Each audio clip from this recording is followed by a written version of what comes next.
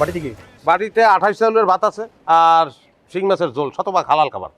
ভালো মতো চেক করে দেখলেই বোঝা যাবে শতভাগ হালাল নাকি হারাম খাবার। পাটি খোলেন। সেটা না করলে হয় না, গরম ভাত তো ঠান্ডা হয়ে যাবে, ঠান্ডা হয়ে গেলে খুব সমস্যা। আপনি কি করেন?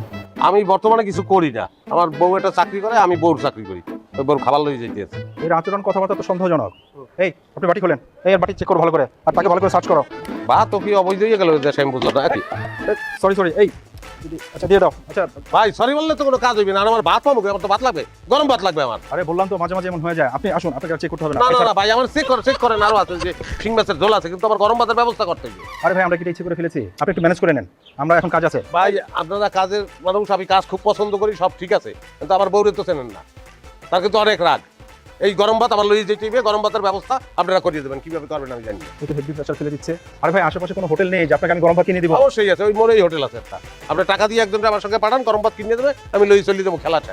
সেটা তো আমারই প্রেসার হয়ে যাবে। এই তুমি যাওয়ার সাথে ওই হোটেল থেকে তার গরম ভাত কিনে দাও। আচ্ছা, সেই হোটেলে আবার 28 চাউলের ভাত পাই কি না পাই